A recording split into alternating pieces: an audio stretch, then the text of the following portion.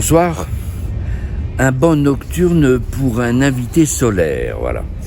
Je pourrais vous dire qu'après tout, au Québec, à cette heure-ci, c'est l'apéro, normalement. Le Québec qui est sa nouvelle patrie. Il nous en parlera d'ailleurs.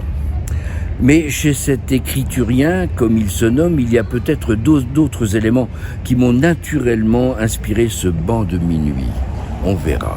Bonsoir, Olivier Pierson. Salut Didier. D'abord, je voudrais te remercier d'avoir répondu à présent à mon invitation, mais aussi d'être toujours resté très amoureux de Metz et de ses environs. Et encore très récemment, tu nous as ravis d'un excellent article dans La Voix de l'Est paru au Canada. Ouais, à Green Bay. Alors, tu es journaliste et également auteur de plusieurs recueils de nouvelles que j'ai eu le plaisir de mettre en lecture pour certaines. Tu as participé à l'écriture de bandes dessinées, tu nous en parleras. Ton écriture est surprenante, profonde, teintée d'humour, poétique et intensément humaniste. Au travers de tes portraits, tu dissèques avec habileté et sagacité les comportements de chacun. Dans tes articles, il y a une veine kesselienne à narrer les événements comme un voyage de ce qui se voit à ce qui ne se voit pas, mais qui habite. Et rapidement, au fil de tes lignes, ton encre vire rouge sang, comme si tu le versais à écrire. Alors, ma première question, c'est à quand un roman ? Oula. Alors on m'a souvent posé la question, des amis, la famille. C'est vrai que j'ai écrit des recueils de nouvelles, des tranches de vie. Toi, tu appelais ça des jets d'existence, je me souviens. Oui. Et voilà, je l'ai dans un coin de ma tête. Pourquoi pas un jour franchir le pas. Après, l'idée, c'est de trouver la bonne histoire. Est-ce que je m'inspire de mon vécu ? Voilà. Est-ce que j'invente ? Ça, je sais pas, mais je pense qu'un jour, je franchirai le pas. Enfin, je sauterai le pas et on verra ce que ça donne. On verra ce qu'il y a au bout, quoi. Justement, ma deuxième question, c'est tu aurais raconté quoi ta vie, peut-être ? Ouais, moi j'ai tendance à raconter ma vie, ce que je vois, comme tu l'as dit, j'aime bien tout ce qui touche à l'humain, rester à l'essentiel. Donc, ou alors une histoire d'amour, un peu, c'est pour ça qu'une fois j'avais partagé, tu l'avais lu sur YouTube, sur ma route de Madison, oui, tu vois. Oui. Une histoire d'amour impossible ou quelque chose de très passionnel. Oui, d'accord. C'est quelque chose, tu vois, un amour. Moi, je trouve ça extrêmement beau dans la vie, ce genre de passion et d'amour là, D'accord. parce que c'est ce qu'il y a de plus fort, je trouve. Mais pourquoi pas, ou sinon, ce serait quelque chose de totalement inventé, mais pas dans le morbide, pas de quelque chose de triste. Je trouve plutôt quelque chose de positif. Mais voilà, encore, je te dis ça. Bon. Teinté d'humour et poétique. Ouais, il y aurait de l'humour, où il y aurait certainement. Alors, ce sera un roman décalé, où on serait totalement dans le décalé de l'humour, ou alors, pourquoi pas, un mélange d'humour et de tendresse. Pourquoi le Québec ? Le Québec, ça a été comme plein de gens, enfin, en tout cas, j'imagine, plein de Français. D'abord, être attiré par les grands espaces. J'aimais, alors c'est sûr qu'aujourd'hui, c'est quelque chose qui me paraît incongru, ou enfin. Décalé, c'est l'accent quand on est français, on adore l'accent des Québécois. Aujourd'hui, je vis au Québec, l'accent pour moi, il a totalement disparu. C'est moi qui ai l'accent et puis heureusement, je m'en tiens pas à ça. Mais c'était surtout les grands espaces, c'est quelque chose qui me fascinait, ce côté Nouvelle-France, cette parenté lointaine. Là, j'avais du mal à l'expliquer. Puis après, la vie a fait que j'ai eu un emploi ici, ma vie a suivi son cours et puis j'ai un peu oublié le Québec. Et puis après, sans rentrer dans les détails, au moment où je suis arrivé à un moment de ma vie un peu plus compliqué et j'ai rencontré 2 Québécoises et de fil en aiguille, on a sympathisé. Je me suis retrouvé à aller en vacances au Québec.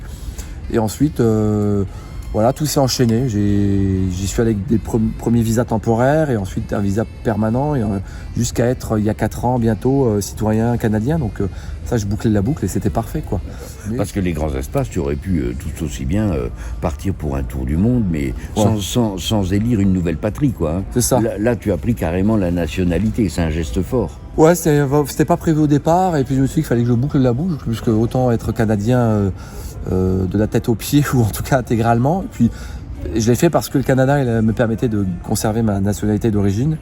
Parce que j'aime trop la France, donc si on m'avait dit tu dois faire un choix, je serais resté français. Là-haut, tu es journaliste, c'est ça ? Oui.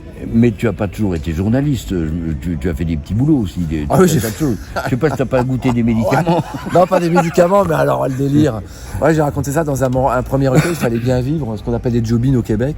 Puis je n'ai pas honte de le faire, parce que de toute façon, il fallait travailler. Puis ça a été une expérience, j'ai pu le traiter avec humour dans un des recueils. Oui, j'étais testeur, enfin je prêtais mon nez pour sentir des mauvaises odeurs. Enfin en tout cas, c'était rarement la rose quoi. Hein. C'était des odeurs de déchetterie, enfin genre de choses, de différentes intensités. Et puis il fallait ils avaient besoin de narines sensibles. C'était assez bien payé d'ailleurs, plus 2 fois le salaire minimum à l'époque je crois. Donc j'ai fait ça quelques mois, puis ça arrondissait bien les fins de mois. Donc ça m'a bien dépanné, donc j'en suis pas honteux, parce qu'il n'y a pas de saut métier, tant que ça permet de payer. Non, j'étais content de le faire, puis ça, avec humour, je l'ai traité avec humour après. Testeur de mauvaises odeurs. Testeur de mauvaises odeurs, c'est quand même vachement particulier. Ah ouais, c'est surtout que je me revois me baisser là. T'as des sortes d'éprouvettes, ils te balancent des odeurs, et puis tu te baisses comme ça. Au top, tu te donnes un stop, et tu dois sentir. Puis après, tu appuies sur des boutons, fort, pas fort, ou rien du tout. Enfin, schématise. Mais tu me rassures parce que donc les mauvaises odeurs, elles étaient dans des éprouvettes. T'allais pas carrément là où s'appuyer pour sentir. Ni près d'une paire de fesses, par exemple. C'était pas de cette nature-là, quoi. La porte. Enfin, comment tu es devenu journaliste là-bas alors ? Voilà, c'est vraiment un hasard. Après, on postule D'accord. quand il y a des offres, ou en tout cas, après, on fonctionne beaucoup par réseau. On appelle le réseautage au Québec. Donc après, c'est du bouche à oreille. Le réseautage, ainsi de suite. D'accord, donc, c'est un peu comme chez nous. Ouais, voilà. Bon, vaut mieux avoir une bonne réputation, en tout cas, ne pas faire n'importe quoi, puisque le village, on dit souvent que le Québec, c'est un gros village, donc tout se sait. Ouais. Donc quelqu'un qui travaille mal ou qui se comporte mal, ça peut vite se savoir dans son secteur d'activité. Ça peut porter préjudice. Donc autant faire les choses bien. Mais j'ai commencé à mettre le pied à l'étrier, à avoir quelques petites touches dans d'autres différents médias, puis je commençais à faire des piges, à découvrir le travail autonome, l'indépendance.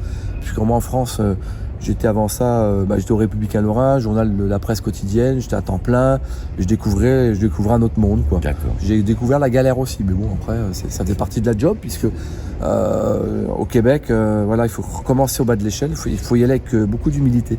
Je fais partie de la job. C'est une expression. Ouais, ça fait partie de la job. Alors c'est on va dire donc on va dire ça fait la job.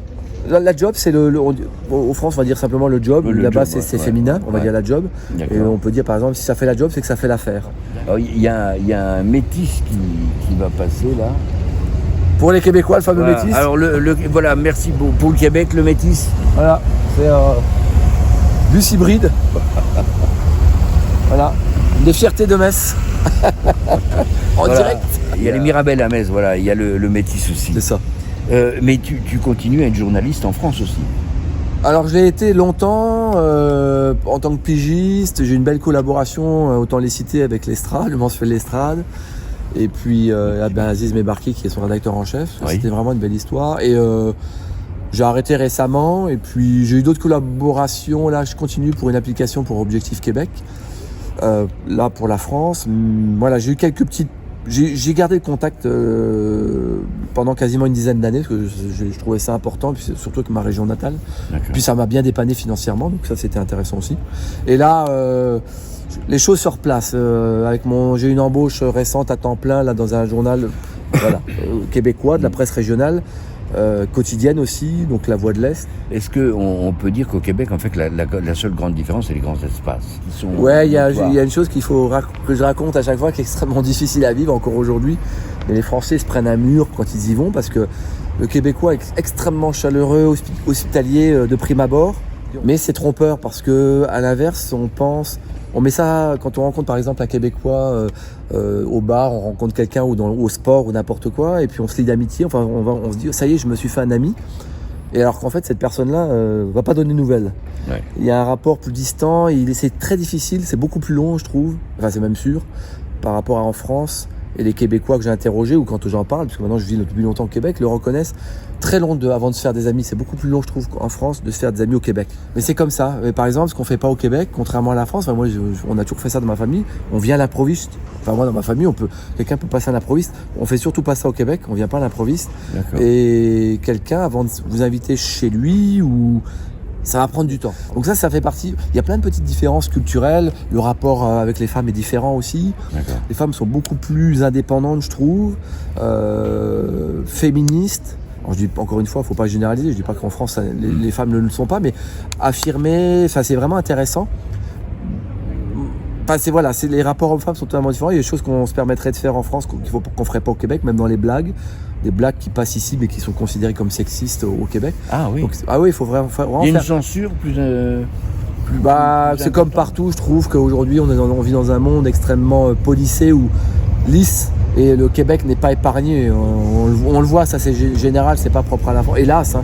Si ces liens sont plus difficiles, plus lents, plus longs à établir, est-ce qu'ils sont plus forts aussi après? Après, ouais, une fois qu'on s'est fait des amis au Québec, c'est comme ici, c'est fidèle, c'est fort. Moi j'adore ça, j'ai eu la chance de me constituer un réseau, et pas forcément des gens de mon âge, de ma génération. Après oui, les Québécois, si on les déçoit pas, oui c'est à la vie quoi. Et l'hiver là-haut alors? Oh, l'hiver, moi je trouve... Alors bon, est-ce que c'est parce que j'ai vécu dans le Grand Est? Nous on fantasme un peu sur l'hiver. Ouais, je pense qu'on l'exagère des fois, c'est sûr qu'il est là, mais parfois il y a ce cliché sur le Québec en disant ouais c'est le pôle Nord, bon faut arrêter avec ça. C'est pas si rude que ça, moi je trouve. En plus, il y a le réchauffement climatique là-dedans qui vient jouer un peu les troubles l'hiver, j'ai envie de dire. Ouais. Même les anciens au Québec disent voilà, c'est plus l'hiver que eux ont connu. C'est pas aussi. Il peut arriver du froid glacial, du froid sibérien, mais c'est des courtes périodes. On peut avoir du moins 30. Moi, mon record, c'est moins 43. Moins 43 ? Oui, mais c'est toujours avec le facteur éolien qui joue beaucoup. Hein. Et c'est toujours sur des courtes périodes. Ça dure pas 15 jours. Et après, mais globalement, la moyenne, c'est moins 5, moins 10 sur l'hiver. C'est pas insupportable non plus. Ce qui fait je trouve la différence, c'est la longueur. Ça, la longueur, et c'est pour ça que parfois des Français finissent par rentrer un moment. C'est que on commence à mettre des chemises. On peut commencer à mettre des chemises au mois de mai, quoi. Tout à l'heure, on évoquait ce que tu avais écrit. Est-ce que tu peux nous dire un petit peu le titre de ce qui est déjà paru, de ta production? J'avais fait à l'époque en autopublication, mais quand j'étais allé au Québec, j'avais voulu raconter mon expérience. Ça s'appelait Dans mon Québec au Canada. J'avais joué dans ma cabane au Canada, encore un cliché, mais en même temps c'était dans mon Québec, parce que c'était mon Québec à moi, puis parce que le Québec, je suis pas allé au Québec pour rien, c'est parce que le Québec est vraiment à part au Canada, pas que par la langue, l'identité, le caractère est différent, c'est beaucoup moins lisse, il y a beaucoup plus d'aspérité chez les Québécois. Moins plate au Québec. Quand on dit plate, c'est ennuyant. Ouais. Alors, je dis pas que le reste des Canadiens, je vais pas me faire des ennemis ailleurs au Canada, mais le Québec est à part et c'est ce qui fait son charme. Ensuite, il y a eu Le voleur et les nudistes. Oui. Donc ça, c'est cette espèce d'entre-deux. J'étais revenu en France le temps d'obtenir ma résidence permanente. Donc j'ai adoré ça. Voilà. Le voleur et les nudistes. Donc là, c'était à la fois drôle et émouvant. Oui. Et c'était cette parenthèse française d'1 an et j'avais tout raconté jusqu'à mon retour au Canada en 2011, en juin 2011, je crois. Voilà.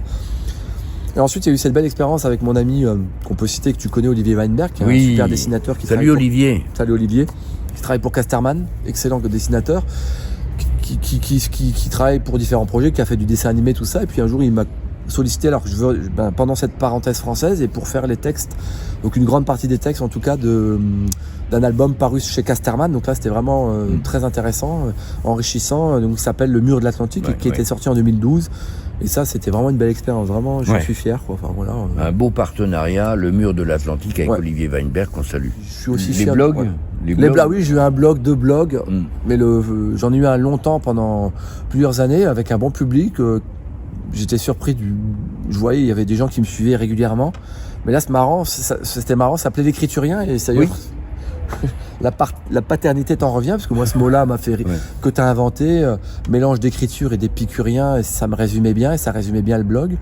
Et c'était vraiment ma vie à moi, mes coups de gueule, mes coups de cœur. C'était drôle, des fois très émouvant, et des fois c'était très intime, et j'avais peur que ça embête les gens, et en fait pas du tout. Les gens se reconnaissaient là-dedans. Moi je me souviens aussi, on verra si on le garde ou pas, je me souviens aussi de ton investissement auprès des personnes handicapées qui allaient à Lourdes. Ah oui, oui, ça c'était vraiment génial. C'est grâce à l'époque, ma sœur avait un ami, quoi, enfin un chum, comme on dit au Québec, un petit ami. Puis lui, il faisait ça. Moi, je rentrais j'avais fait un voyage humanitaire en Bosnie pendant la guerre. Enfin, on est allé jusqu'à Mostar. Et il savait que l'humanitaire, en tout cas le social, m'intéressait. Il m'a je trouve plus le mot français, tu vois, c'est marrant, j'allais dire, il m'a plugué, il m'a introduit dans cette association qui allait à Lourdes chaque été pour s'occuper de personnes handicapées et malades. Et j'ai fait ça 13 ans. Et j'ai dû arrêter parce que je partais au Québec, sinon je le ferais encore aujourd'hui. C'était une semaine de folie à se retrouver avec des personnes handicapées, et finalement pour s'apercevoir que finalement elles étaient peut-être plus normales que les gens qu'on dit normaux aujourd'hui, parce qu'il n'y a jamais d'arrière-pensée, il n'y a jamais de méchanceté, et ça fait un bien fou. Ton engagement humanitaire, que ce soit la Bosnie ou auprès de ces personnes handicapées, pourrait faire l'objet d'un roman, non? Oui, je pourrais raconter. J'avais fait une fois dans mon blog, j'avais juste fait un beau texte sur Lourdes, et les gens qui avaient vécu Lourdes avaient trouvé ça très joli, je l'ai gardé d'ailleurs. J'avais fait un journal de bord que j'ai toujours chez mes parents. Mais j'étais jeune, j'avais 22 ans, j'avais pas l'écriture que j'ai aujourd'hui. Je sais pas, c'était pas vraiment. Je sais pas comment expliquer ça. C'était des petits jets que j'avais rapportés de là. J'en avais fait un journal de bord. Peut-être qu'en le retravaillant, je pourrais en faire un jour un roman ou quelque chose d'autre. Bien sûr. Mais j'ai toujours une trace écrite de la Bosnie. Tu n'as pas de projet de retour? Non, j'en ai. Alors, j'ai commencé à un peu en parler, ce serait malhonnête, mais c'est vrai que la Covid, comme chez plein de gens, pour la première fois, il y a une lumière qui s'allumait dans mon esprit, en disant peut-être qu'un jour, je retournerai en France, mais c'est pas sûr, je veux pas faire de fausses joies à mes proches, à ma famille, parce qu'aujourd'hui je suis bien au Québec, et puis peut-être que je ferai définitivement, je resterai là-bas, quoi. Maintenant, tu es quelque chose à rajouter, si tu le souhaites, sinon j'en arrive à la question qui tue. Ah d'accord. Je pose toujours la question qui tue, et la question qui tue, c'est celle-ci. Si on imagine qu'on est dans un endroit magique, et s'il était possible comme ça, que quelque chose apparaisse, quelqu'un apparaisse, qu'est-ce que tu souhaiterais voir apparaître là, revivre, ou ça peut être une personne, un événement, qu'est-ce que ce serait? Ah putain, bon ça... Je suis obligé d'être honnête. Oui. Ah oui. On est obligé de donner une seule réponse. Hein. Ah non, vas-y, t'es libre. Non, je suis libre. En fait, moi, c'est je dirais à la fois quelqu'un qui est une personne, hélas, on n'était plus ensemble, mais une femme extraordinaire qui s'appelait Déborah, qui se prénommait Déborah, qui est morte trop tôt dans un accident de voiture. Ça, honnêtement, si je pouvais la refaire revenir, je la ferais revenir sans hésiter, et pour pouvoir profiter un peu plus d'elle en tant qu'amie. Et puis une autre, tu vois, le texte que j'avais écrit sur la route de Madison. Oui. Une histoire extraordinaire. Bon, j'ai pas honte, hein, on n'est pas parfait. Bon, moi, avec une femme qui était déjà prise et qui était à l'époque la petite amie d'un homme que je considérais comme un frère, que j'adorais, je les adorais tous les deux.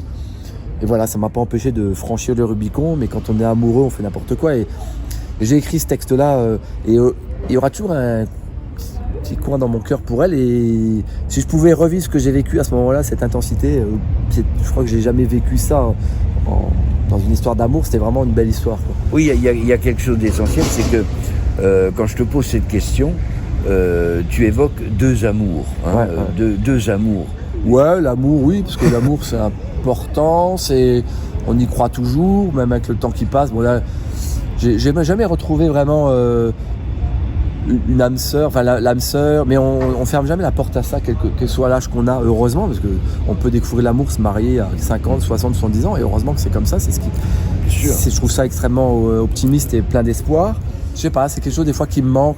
J'aime ma liberté, mais il y a quand même, j'avoue aujourd'hui de me dire, putain, je ferme pas la porte à une vie stable, à quelque chose de stable. Si je rencontrais vraiment l'amour, le vrai, j'ai pas envie de m'amuser encore avec des petites aventures. Je dis ça, si c'est à prendre, on va pas se mentir, on est humain, on est des hommes, des femmes, on a besoin aussi du physique, quoi. Mais d'être pris dans les bras. Donc on peut dire Olivier, cœur à prendre. Cœur à prendre et cœur d'artichaut aussi. Oui. Donc, mais bon, moi j'aime trop les femmes. Après voilà, je le revendique. Je suis à 100%. Enfin, moi, Tu aimes les femmes pour tout ce qu'elles peuvent apporter. Oui. Moi, c'est pas. Elles sont. C'est pas. Voilà, c'est pas un oui. morceau de chair. Ça n'a jamais été de la chair. Je ne vends pas de la chair. Je supporte pas. C'est comme la chanson de Julio Iglesias. Ouais. Vous les femmes. Vous les femmes. Vous le charme. Vous le charme. Voilà, donc non mais bon, cœur à prendre. Non. On verra ce que la vie réserve, quoi. Ouais. Ok, je te remercie, Olivier. Merci l'ami. Voilà. Et puis à tout de suite. Oui, à tout de suite. Ouais. À tout de suite. Aïe aïe, tu me fais mal à mon cœur d'animal, l'immigré de l'intérieur.